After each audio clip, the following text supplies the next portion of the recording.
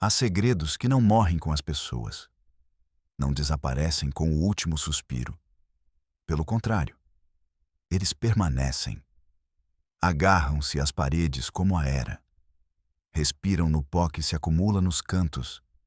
São transmitidos no silêncio de um olhar. São herdados no sangue.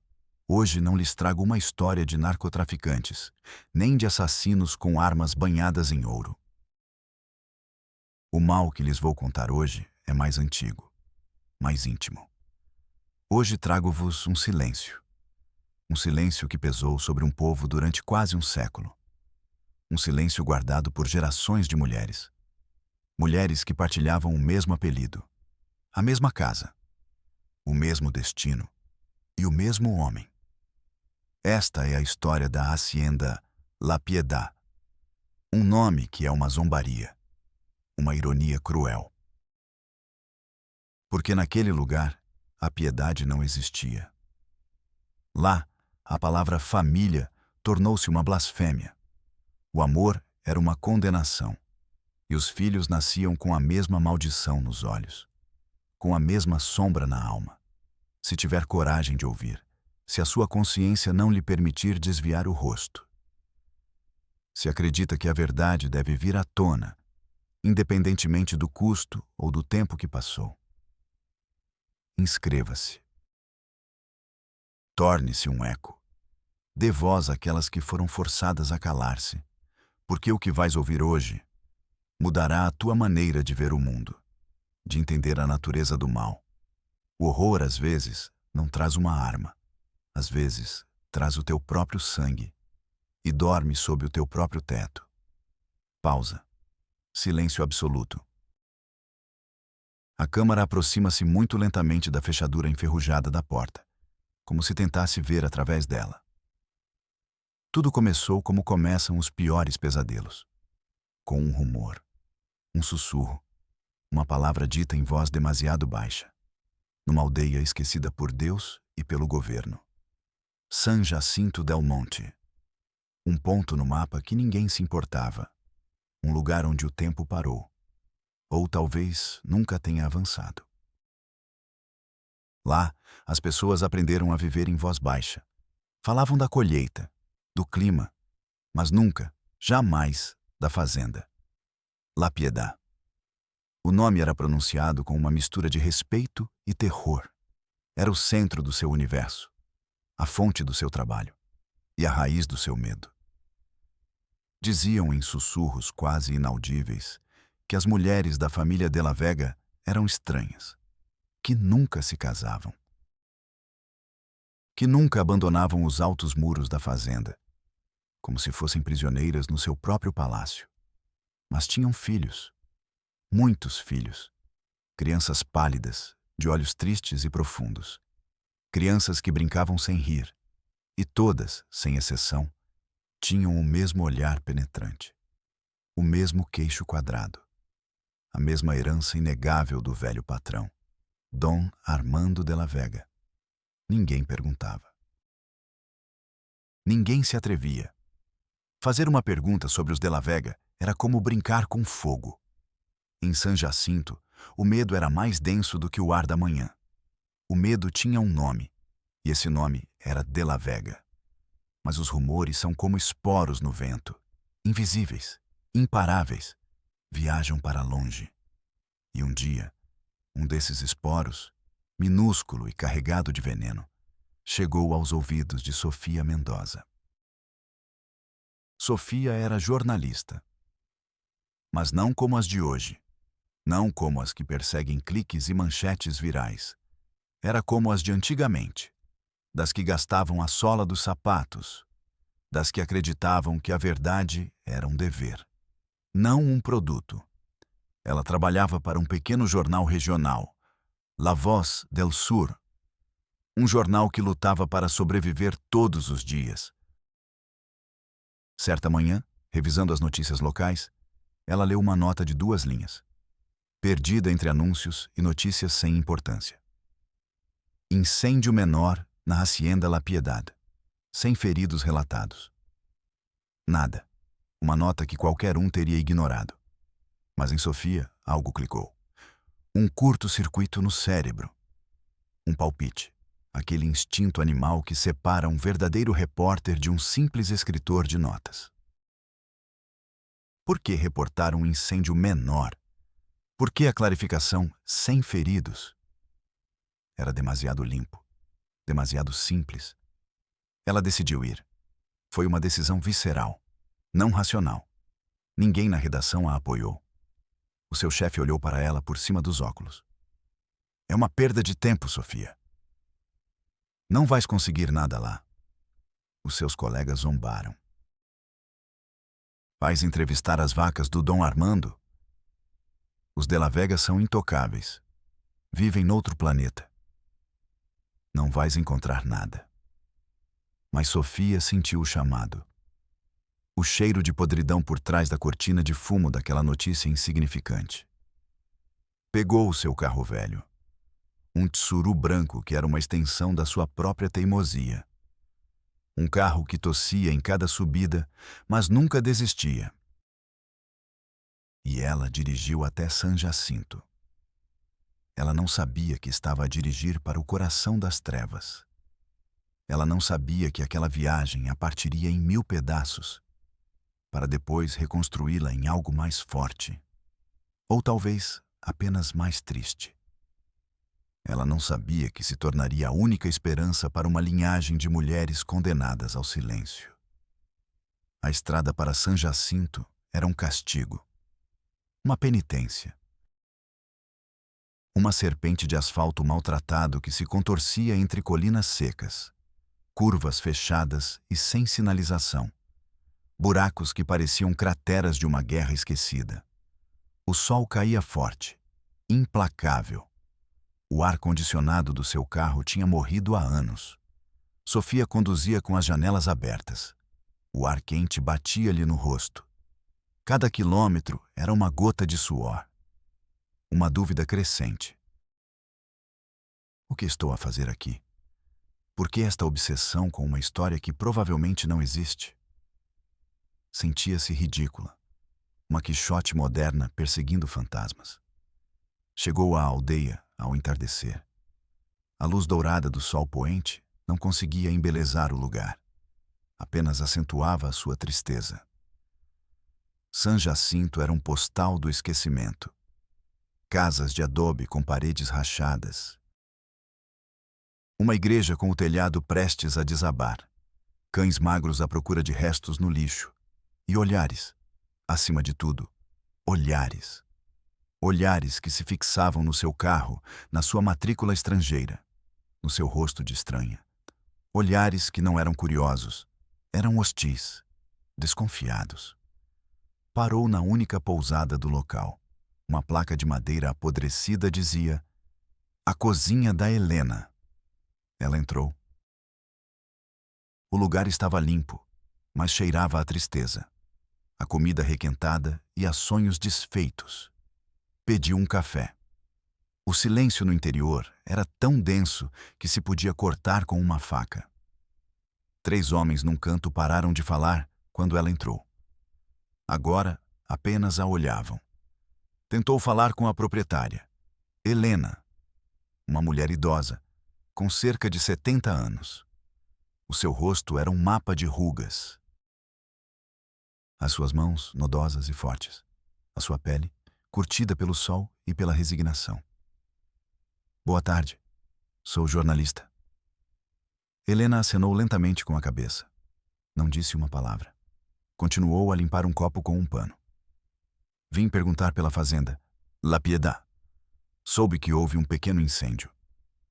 A mulher ficou tensa. Foi quase imperceptível.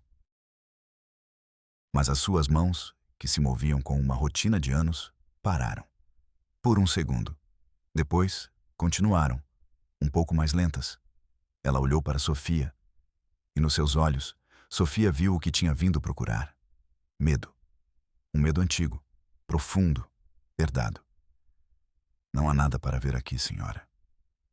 A voz de Helena era um sussurro, um aviso. "É melhor voltar por onde veio. Este não é lugar para curiosos." Sofia sentiu um arrepio. apesar do calor sufocante do lugar. Tomou um gole de café. Sabia amargo, metálico, o sabor do medo alheio. Mas ela não foi embora. O aviso apenas alimentou o seu instinto. Ela ficou. Alugou um quarto na única pousada da cidade. Um lugar chamado El Descanso. O Descanso. O nome era outra ironia. O quarto cheirava a umidade, a madeira velha e a segredos guardados por muito tempo. A cama rangia a cada movimento. A água do chuveiro saía em um fio frio e fraco. Durante 3 dias, Sofia tentou falar com as pessoas. Foi um exercício de frustração. Uma parede de silêncio a recebia em todos os lugares. As portas fechavam-se à sua passagem. As conversas paravam quando ela se aproximava. La Piedade era um tabu. Uma ferida que ninguém queria tocar. Uma parede de silêncio construída por gerações de terror. Sofia caminhava pelas ruas empoeiradas. Sentia os olhares na sua nuca. A hostilidade silenciosa de todo um povo. O povo inteiro era um guardião. O guardião de um segredo horrível. Começou a sentir-se paranoica. Estaria a imaginar coisas? Ou o medo era real? Uma tarde, um homem aproximou-se dela. Um camponês. Vá-se embora, disse ele em voz baixa, sem olhar para ela. Não a queremos aqui. E seguiu o seu caminho. Naquela noite, Sofia não conseguiu dormir. O calor era insuportável. O silêncio da aldeia era mais ruidoso do que qualquer cidade. Ela saiu para caminhar. A lua cheia iluminava a aldeia fantasma. As casas de adobe pareciam caveiras sob a luz pálida. Passou pelo pequeno cemitério. Um lugar desolado, cheio de cruzes de madeira. Viu uma figura ao longe. Uma mulher ajoelhada diante de uma sepultura sem nome. Uma simples cruz de madeira, sem flores, sem nada. Sofia aproximou-se, lentamente, com cuidado para não fazer barulho. A mulher estava a chorar. Um choro silencioso. Uma dor que não fazia barulho, mas que sacudia todo o seu corpo. Era Helena, a dona da pousada. Sofia sentou-se a uma distância prudente. Não disse nada. Apenas esperou. O tempo parou. O único som era o do vento entre as cruzes. Finalmente, Helena falou, sem se virar para olhá-la. Sua voz era um fio frágil. Ele era meu neto. Ela apontou com o queixo para a sepultura sem nome. O nome dele era Mateo. Sofia prendeu a respiração. Ele tinha os olhos de Dom Armando. A frase ficou pairando no ar frio da noite. Dom Armando de la Vega? Perguntou Sofia, quase num sussurro. Helena acenou com a cabeça, lentamente. A minha filha, a minha única filha, trabalhou na fazenda quando era jovem. Ela era bonita. Bonita demais para esta cidade. Um dia, ela voltou. Dom Armando expulsou-a. Ela estava grávida. O menino nasceu doente, fraco, não chorava, apenas gemia. O médico da cidade disse que era sangue ruim. Ele morreu aos 3 meses. As lágrimas de Helena caíam sobre a terra seca. Lágrimas que não conseguiam cair há anos. O Dom Armando nunca o reconheceu. Quando a minha filha foi pedir-lhe ajuda, ele deu-lhe uma bofetada. Disse-lhe que era uma vergonha, que aquela coisa não era um de la Vega. Mas toda a gente na aldeia sabia a verdade. Todas as crianças que nascem dentro daquelas paredes são dele. A voz de Helena quebrou-se. As suas filhas, as suas netas, até as suas sobrinhas. Todas são suas mulheres. O horror já não era um rumor.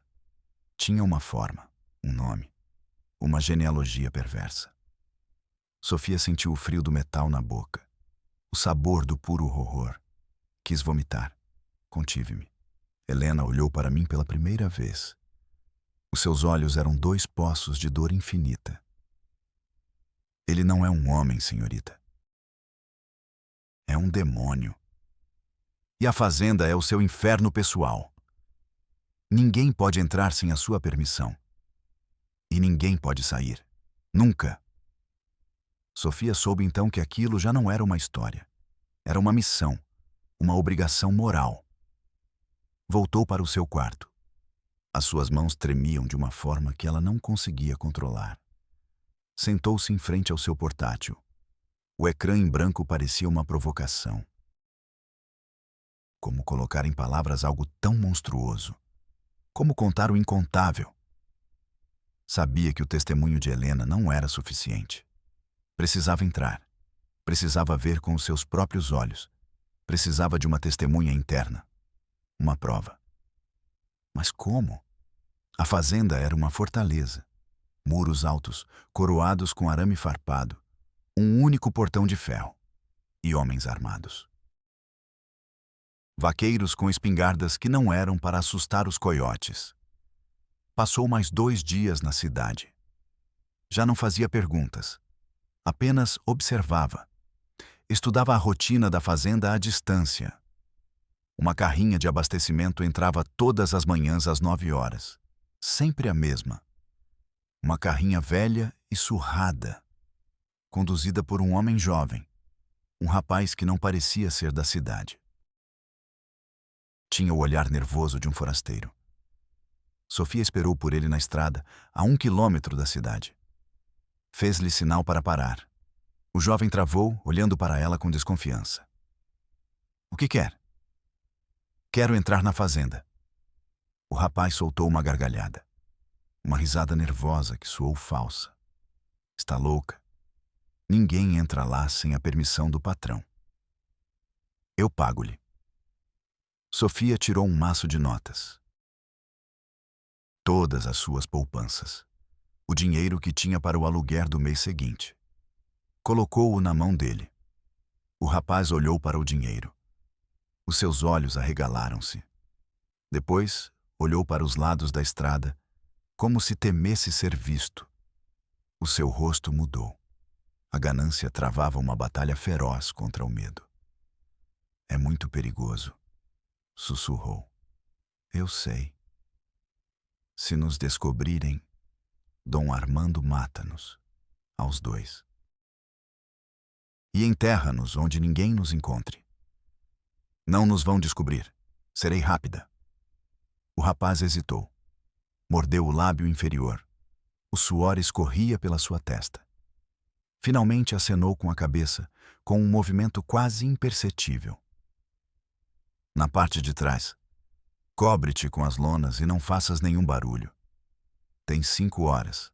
Às 3 da tarde, saio novamente. Se não estiveres na carrinha nessa altura, ficas. Entendido? Entendido. Sofia acenou com a cabeça. O coração batia-lhe na garganta. Um tambor descontrolado. Ela entrou na parte de trás da carrinha. O cheiro a fruta podre, cloro e suor era nauseante. Cobriu-se com uma lona suja e áspera. O veículo arrancou. Na escuridão, cada buraco era uma tortura. O calor era sufocante. O medo era físico. Uma pressão no peito. Um nó no estômago. Ela podia ouvir os batimentos do seu próprio coração. Então, ouviu o som que tanto esperava e temia. O rangido do portão de ferro ao abrir. Ela estava dentro. Estava na boca do lobo. Estava no inferno. A carrinha parou junto às cozinhas. Sofia permaneceu imóvel debaixo da lona. Contive a respiração. Ouvi o motorista descarregar caixas. Trocou algumas palavras com alguém. Uma voz feminina, abafada. Depois, o motor desligou. Silêncio. Com o coração na boca, Sofia espreitou com muito cuidado. A primeira coisa que viu a deixou desconcertada. A fazenda era linda, uma beleza doentia, uma ilusão macabra. Jardins perfeitamente cuidados, rosas de um vermelho intenso, uma fonte de pedra de onde brotava água cristalina. A casa principal, imponente. De um branco que doía aos olhos. Era um paraíso. Mas o ar era pesado, carregado de uma tristeza opressiva. Ele viu mulheres, caminhando pelos pátios. Todas vestiam-se de maneira semelhante. Vestidos longos, de tecido simples e cores suaves. Os cabelos sempre presos num coque apertado. O olhar sempre baixo. Moviam-se como fantasmas, como autômatos. Sem falar entre si, sem sorrir. Viu crianças brincando em silêncio. Um jogo triste, sem risos, sem gritos. E todas, absolutamente todas, tinham os mesmos olhos. Olhos grandes, escuros, de uma tristeza insondável. O olhar de Dom Armando. Sofia sentiu que as suas pernas não a sustentavam. Ela se apoiou no metal quente da caminhonete. O metal queimava, mas o frio estava dentro dela. E então, ela o viu. Sentado numa grande poltrona de vime na varanda da casa principal. Um homem velho, vestido de branco impecável, com um chapéu de palha. Dom Armando observava a sua família, a sua criação, com um sorriso leve, quase imperceptível. O sorriso satisfeito de um Deus cruel. Era o rei do seu próprio reino perverso, o dono das vidas, dos ventres, dos destinos de todas aquelas mulheres. Sofia tirou a sua câmara. Uma pequena câmara de bolso que levava sempre consigo. Começou a tirar fotos, às escondidas, das sombras de uma grande árvore. As suas mãos tremiam tanto que ela temia que as fotos ficassem tremidas. O clique do obturador soava como um tiro no silêncio antinatural da fazenda. Ela fotografou os rostos vazios das mulheres, os olhos tristes das crianças, a figura imponente e terrível de Dom Armando. Mas ela precisava de mais. Precisava de um testemunho, uma voz. Então viu-a, uma jovem. Não teria mais de 16 anos. Estava sentada debaixo de uma mangueira, afastada dos outros, como se estivesse castigada, ou como se tivesse se exilado. No seu ventre, sob o vestido solto, adivinhava-se um incipiente volume. O horror tomou uma forma concreta. Sofia armou-se de coragem. Uma coragem que não sabia que tinha. Caminhou na sua direção, diretamente. Cada passo era uma batalha contra o pânico que gritava para ela correr. A jovem ergueu os olhos ao senti-la perto. Os seus olhos mostraram um lampejo de surpresa, depois de puro terror. Olhou para os lados, assustada. "Quem é você?" sussurrou. A voz era apenas um sopro de ar. "Sou jornalista. Chamo-me Sofia. Quero ajudar." A jovem abanou a cabeça repetidamente. "Ninguém pode ajudar", disse ela. "Vá embora. Por favor, vá embora. Se ele te vir, se o patrão te vir a falar comigo, ele vai matar-te." "Quem?" perguntou Sofia, embora já soubesse a resposta. "O patrão, o meu avô." A palavra avô soou como veneno nos seus lábios. Sofia ajoelhou-se ao seu lado, para não parecer uma ameaça. "O filho que esperas é dele?" A pergunta ficou suspensa no ar pesado. A jovem não respondeu. Apenas baixou o olhar para a barriga e cobriu-a com as mãos, num gesto de proteção inútil. E uma lágrima. Uma única lágrima, espessa e lenta, rolou pela sua bochecha. Essa lágrima era toda a confissão, toda a história. Todo o horror do mundo contido numa gota de água salgada. Sofia sentiu uma raiva gelada. Uma fúria tão intensa que queimou o medo e o transformou em cinzas. "Qual é o teu nome?" perguntou com voz suave. "Isabel." "Isabel, tens de sair daqui. Podemos ir agora mesmo." "Não posso. Nasci aqui. Vou morrer aqui." A voz de Isabel era monótona, sem emoção. Como a minha mãe. E como a mãe da minha mãe. A resignação na sua voz era mais assustadora do que qualquer grito. Era a aceitação total de uma condenação herdada. Não, isso não vai acontecer, disse Sofia com uma convicção que não sentia. Vou tirar-te daqui, prometo. Isabel olhou para ela, e pela primeira vez, no fundo dos seus olhos mortos, Sofia viu um brilho minúsculo, algo parecido com esperança. Como? Confia em mim. Naquele momento, ouviu-se um grito. Tu, mulher! Um homem a cavalo galopava em direção a elas, um dos guardas. O pânico tomou conta do rosto de Isabel. Vai-te embora! Corre! Agora! Gritou ela. Sofia não pensou duas vezes. Correu. Correu como nunca na vida. Para a parte de trás da fazenda, para onde se lembrava que estava a carrinha de suprimentos. Ouvia os gritos do homem atrás dela. O galope do cavalo se aproximando perigosamente. O ar queimava os seus pulmões. O coração ameaçava explodir dentro do peito. Chegou a carrinha. O motorista estava na cabine, pálido como um morto. Arranca! Arranca agora! Gritou Sofia. Saltou para a carroçaria da carrinha. Já não se preocupava em se esconder. A carrinha acelerou bruscamente, levantando uma nuvem de poeira e terra. Sofia olhou para trás. Viu o homem a cavalo. Viu Dom Armando, agora de pé na varanda, gritando ordens. E viu Isabel, no chão, a chorar. Ouviu um tiro. O som ecoou nas paredes da fazenda. Depois outro. Sentiu um golpe seco no metal da carrinha, a centímetros da sua cabeça. Abaixou-se, o coração paralisado, o gosto de sangue e poeira na boca. Viu o portão de ferro ao longe. Estava a fechar, lentamente, implacavelmente. Mais rápido! Gritou para o motorista. A carrinha sacudia violentamente. O espaço do portão ficava cada vez menor. Passaram, por um segundo, por um milagre. O som do portão fechando-se atrás deles foi o mais doce que Sofia já tinha ouvido na vida. Já estavam fora. Mas Sofia sabia que uma parte dela tinha ficado lá dentro. O inferno tinha ficado dentro dela. As imagens, as mulheres fantasmas, as crianças silenciosas, a lágrima de Isabel, o rosto satisfeito de Dom Armando. Tudo estava gravado a fogo na sua mente.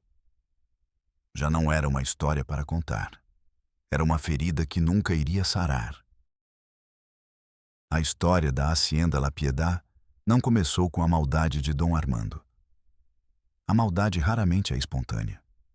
Quase sempre é cultivada, é regada, é herdada.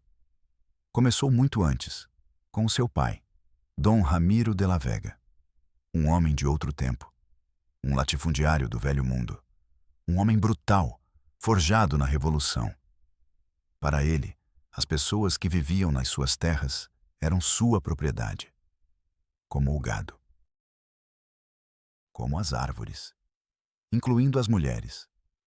Dom Ramiro teve inúmeros filhos, dentro e fora do casamento. Filhos bastardos que cresciam na aldeia, marcados pelo seu apelido, mas sem nenhum dos seus privilégios. Armando era o seu único filho legítimo, o herdeiro de tudo, o príncipe desse reino de pó e suor. Cresceu vendo a crueldade casual do seu pai.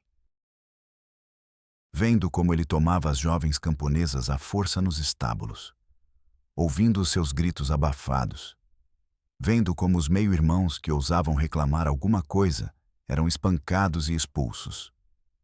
Mas Armando não sentia repulsa. Não sentia piedade. Sentia admiração. E aprendeu a lição mais importante da sua vida. O poder não é ter dinheiro. O poder é o controlo absoluto sobre outros seres humanos. Quando Dom Ramiro morreu de um ataque cardíaco enquanto cavalgava, Armando herdou tudo. A terra, o dinheiro e a filosofia distorcida do seu pai. Mas Armando foi mais longe. Foi mais perverso, mais perverso. O seu pai contentava-se com as mulheres da aldeia. Armando considerava isso uma fraqueza, uma impureza. Decidiu que a sua linhagem seria pura.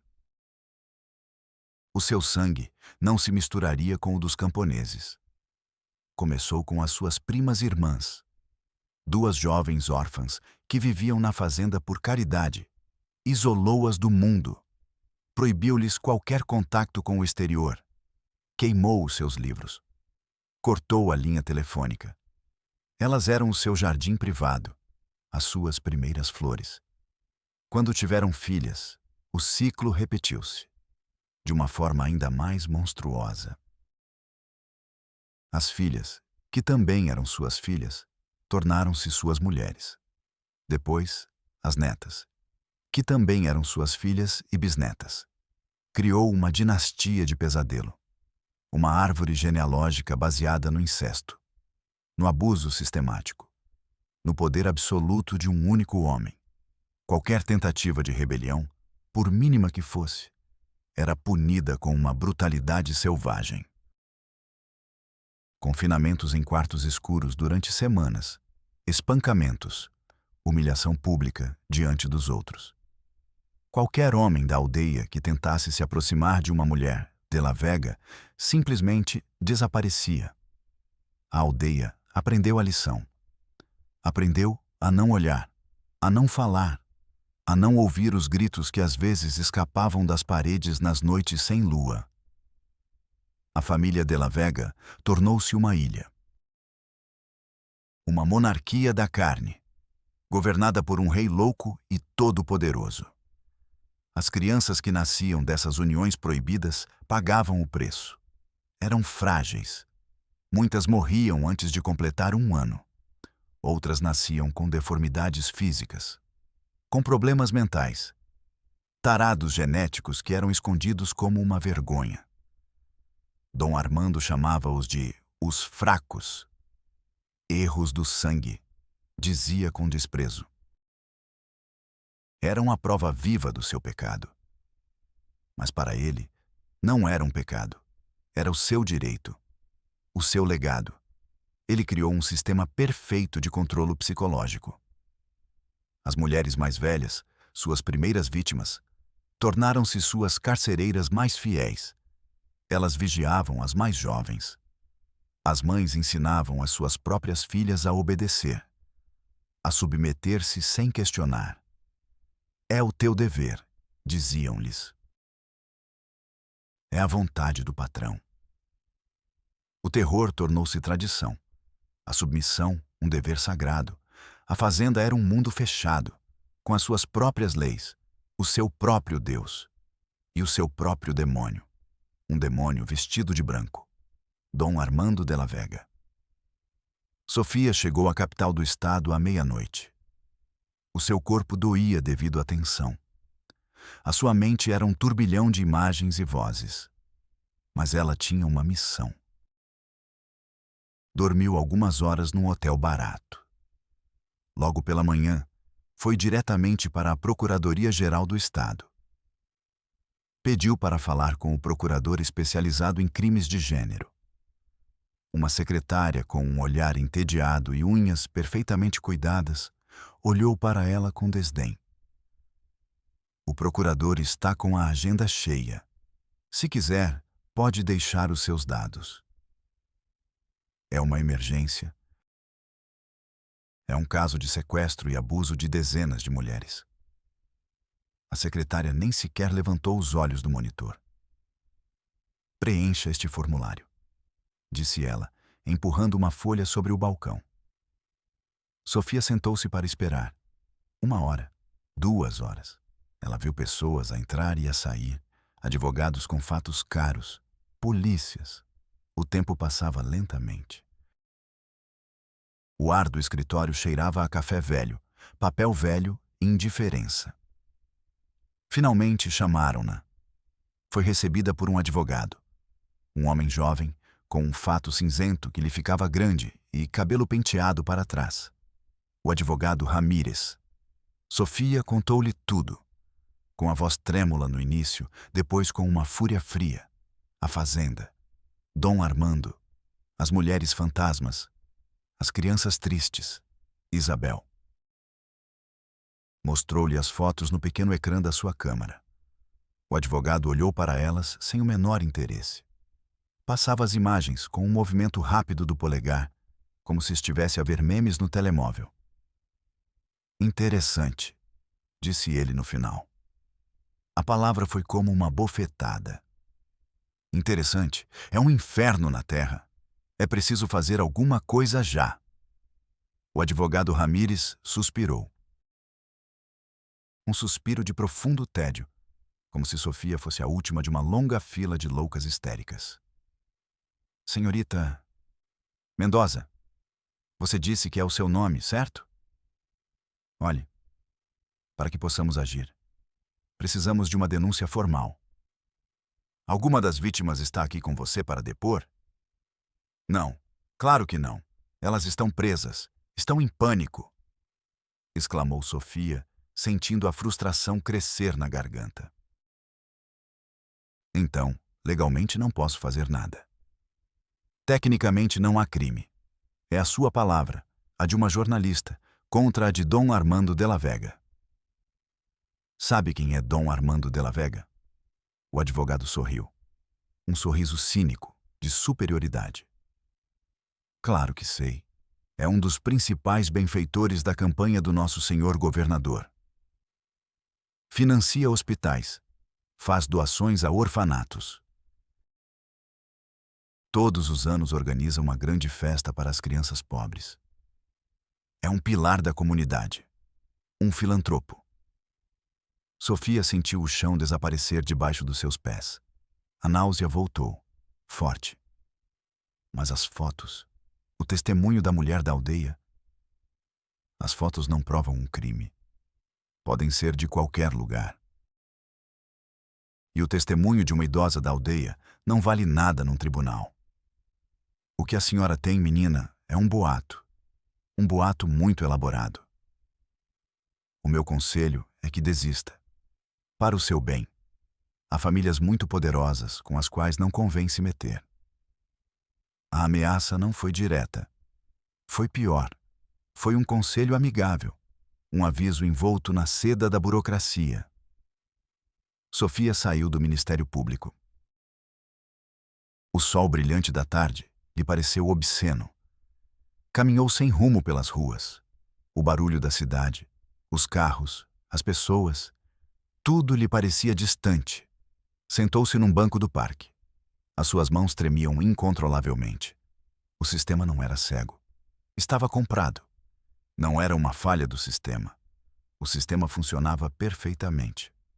Protegia os seus, os poderosos, os monstros com cheques em branco. Sofia sentiu um desespero gelado, o peso esmagador da impotência. Isabel. O rosto de Isabel apareceu na sua mente. A lágrima solitária, a pequena centelha de esperança que ela própria tinha acendido e que agora estava prestes a apagar. Não, não podia desistir. Se a lei não ia fazer nada, ela usaria a sua única arma, a verdade. Publicaria a história, mesmo que fosse a última coisa que fizesse. Voltou para a redação do seu jornal. O seu chefe, Dom Mário, um homem velho e cansado, com as costas curvadas por anos de batalhas perdidas, ouviu-a em silêncio. Olhou para as fotos. Leu as suas notas. O seu rosto, normalmente afável, ficou sombrio. Tirou os óculos e esfregou os olhos. Sofia. Isto é uma bomba atômica. Eu sei. Uma bomba que pode explodir na cara de todos nós. Dom Mário levantou-se. Caminhou até a janela e olhou para a rua. Dom Armando vai retirar toda a sua publicidade. E a de suas empresas amigas. Ele pressionará os distribuidores para que não vendam nosso jornal. Ele nos afogará economicamente em menos de um mês. Sofia olhou nos olhos dele. E qual é a alternativa, Dom Mário? Ser cúmplices com o nosso silêncio? Tornar-nos parte dessa parede de medo? Dom Mário ficou de costas para ela, olhando para a rua. Durante um longo, muito longo tempo, não disse nada. Sofia prendeu a respiração, o futuro do jornal, a sua própria carreira, a vida daquelas mulheres. Tudo dependia da decisão daquele homem cansado. Finalmente, Dom Mário virou-se. E nos seus olhos, Sofia viu o jovem jornalista que ele já fora. O idealista que acreditava que o jornalismo podia mudar o mundo. Prepare a primeira página, disse ele com voz firme. Vamos publicar amanhã. O alívio foi tão intenso que Sofia sentiu as pernas tremerem. Ela não estava sozinha. Trabalhou a noite toda, como possuída. Escreveu com fúria, com dor, com a memória das lágrimas de Isabel. Cada palavra era um golpe, cada frase uma acusação. Não era um artigo, era um grito de guerra. Ao amanhecer, o jornal estava nas ruas. Em letras enormes, a manchete ocupava toda a primeira página. O inferno da piedade. O patrão que procriou com a sua própria família durante décadas. A manchete era um escândalo. Uma bomba que explodiu na manhã tranquila da capital. A cidade acordou com a notícia. Às 10 da manhã, o telefone da redação não parava de tocar.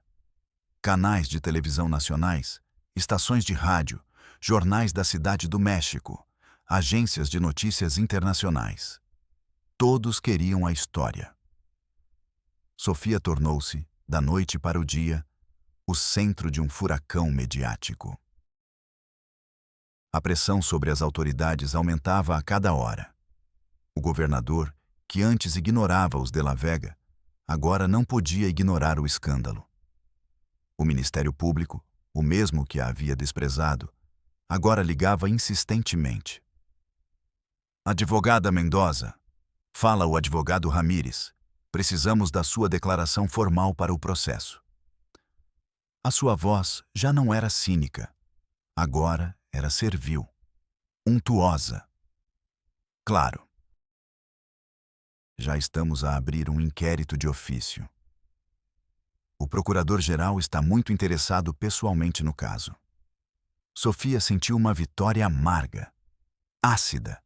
O sistema não reagia à justiça, reagia ao escândalo, ao medo da exposição pública, ao custo político. Ela foi à procuradoria novamente. Desta vez, não houve espera. A secretária levantou-se para recebê-la. Ofereceram-lhe café, água, biscoitos. Os sorrisos eram falsos, forçados. Demorou horas para prestar o seu depoimento completo perante um novo procurador. Um homem mais velho e de aparência severa, trazido especialmente para lidar com a crise. O procurador Herrera. Quando terminou, sentia-se vazia, exausta. Com isto e com a pressão da mídia, podemos solicitar um mandado de busca, disse o procurador Herrera. Iremos à fazenda. A esperança novamente. Aquela coisa frágil e perigosa. 2 dias depois, um comboio de mais de 10 viaturas da Polícia Ministerial dirigiu-se a San Jacinto. Sofia foi com eles, não como jornalista, como testemunha auxiliar. Quando chegaram à cidade, esta estava em silêncio sepulcral. Um silêncio expectante. As pessoas observavam por trás das janelas. O comboio chegou ao imponente portão de ferro de La Piedad. Estava fechado. O procurador Herrera falou por um altifalante. Polícia Ministerial, temos um mandado de busca. Abram o portão. Silêncio. Apenas o vento. Abram o portão ou entraremos à força. É o último aviso. Nada. O procurador deu a ordem. Uma carrinha blindada embateu no portão repetidamente. O som do metal a torcer-se era brutal. Violento. O portão cedeu. Entraram. A fazenda estava em silêncio. Um silêncio absoluto. Silêncio demais. Os jardins continuavam impecáveis. A fonte de pedra continuava funcionando. Mas não havia ninguém. Nem mulheres, nem crianças, nem guardas. A casa principal estava aberta. Entraram com as armas em punho. Estava vazia. Os móveis estavam no lugar. Pratos meio comidos na mesa da cozinha. Roupas dobradas nos armários. Brinquedos espalhados no chão de um quarto. Mas as pessoas tinham desaparecido. Sofia correu pelos quartos, desesperada, à procura de Isabel. À procura de qualquer rosto conhecido. Nada. Era uma casa fantasma, um cenário abandonado após a apresentação. O procurador Herrera encontrou-a num dos quartos dos fundos. Um quarto pequeno, quase uma cela. Com grades na janela. No chão, um pequeno sapato de criança. Eles foram-se embora, disse o procurador. A sua voz era grave, cansada. Dom Armando levou-os a todos durante a noite. Ele teve 2 dias de vantagem. Sofia sentiu que lhe faltava o ar. Para onde? Perguntou com um fio de voz. Não sabemos. É um homem com muito dinheiro e muitos contactos. Podem estar em qualquer parte do mundo. A Vitória transformou-se em cinzas na sua boca. Ela tinha exposto o inferno. E o demônio tinha levado todas as suas vítimas com ele. Voltaram para a procuradoria. O ambiente de urgência tinha desaparecido. Agora era um ambiente de resignação burocrática. Sofia reuniu-se com o procurador Herrera uma semana depois. Encontrou-o a rever uma pilha de papéis, com o rosto cansado. Ele levantou os olhos sem entusiasmo. Ah, senhorita Mendoza. Alguma novidade, procurador? Emitimos um alerta migratório para Dom Armando de la Vega e seus familiares diretos. Congelamos as suas contas bancárias no México. Mas não há vestígios dele, nem da família. É como se tivessem sido engolidos pela terra. O procurador esfregou os olhos. O gesto de um homem derrotado pelo mesmo sistema que deveria dirigir. Quando Sofia ia insistir, perguntar o que mais fariam, ele interrompeu-a.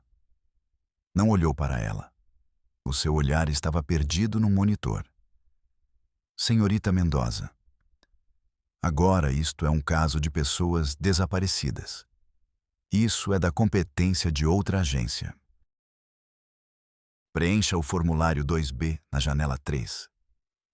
O sistema não buscava justiça.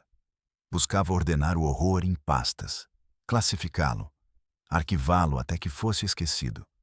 Sofia olhou para ele, o homem que representava a justiça do Estado, e viu um simples burocrata, um gestor de tragédias. Saiu do escritório sem dizer uma palavra. O corredor parecia interminável. Cada porta fechada era uma nova camada de indiferença. Apoiou-se na parede fria do corredor. Fechou os olhos. A imagem de Isabel, a sua barriga, a sua lágrima, tinha falhado. Tinha falhado com todas elas. A sua verdade, a sua bomba atômica, não as tinha libertado. Tinha-as feito desaparecer. A culpa era um animal vivo no seu peito, a devorá-la por dentro. Os meses passaram. O caso de la Vega esfriou. Novos escândalos ocuparam as primeiras páginas. A fazenda La Piedad foi confiscada pelo governo. Uma casca vazia. Um monumento ao horror que ninguém queria ver. Sofia deixou o jornalismo. Não aguentava mais. O fardo era pesado demais. Cada vez que escrevia uma palavra, sentia o peso do seu fracasso. Mudou-se para uma pequena cidade na costa. Conseguiu um emprego como tradutora. Algo anônimo, sem rosto. Ela tentou esquecer. Mas os rostos das mulheres de La Piedad a perseguiam em sonhos. O rosto de Isabel era uma acusação constante. 1 ano se passou. 1 ano de insônia e de olhar para o mar, procurando respostas que não existiam. Um dia, ela recebeu uma carta. Um envelope de papel barato, sem remetente. O carimbo postal era de uma cidade fronteiriça do norte. Abriu-a com as mãos trêmulas. Dentro, uma única folha de papel de caderno. A caligrafia era desajeitada, infantil. Estou bem. Conseguimos fugir naquela noite. O meu filho nasceu. É um menino saudável e forte. Chamei-lhe Ângel. Obrigada. Nunca esquecerei o que você fez. Isabel. Sofia apertou a carta contra o peito. E chorou. Chorou pela primeira vez em 1 ano. As lágrimas que ela havia contido por tanto tempo finalmente caíram. Não eram lágrimas de tristeza. Eram de libertação. Uma pequena vitória em uma guerra imensa e perdida. Uma vida salva. Uma corrente quebrada. Dom Armando de la Vega nunca foi encontrado. Alguns dizem que ele fugiu para uma ilha privada na América do Sul. Outros, que os seus próprios inimigos do passado, ao vê-lo vulnerável, o mataram. A sua maldade o engoliu. O resto da família desapareceu, absorvida pelas sombras do mundo. Talvez, em algum lugar, algumas dessas mulheres tenham conseguido recomeçar, longe do apelido, longe do sangue amaldiçoado. A Hacienda La Piedade continua lá, em ruínas, consumida pela vegetação e pelo esquecimento. A aldeia de San Jacinto del Monte continua em silêncio. Mas agora é um silêncio diferente. Já não é o silêncio do medo. É o silêncio pesado da memória, da vergonha coletiva. Às vezes, a justiça não chega na forma de sentença judicial ou manchetes de jornais. Às vezes, é apenas uma carta anônima, o choro de um bebê que nasce livre. E a certeza de que, mesmo que o sistema falhe, mesmo que o mundo seja indiferente, uma única pessoa que se atreva a levantar a voz pode acender uma luz. Uma pequena luz na mais profunda escuridão.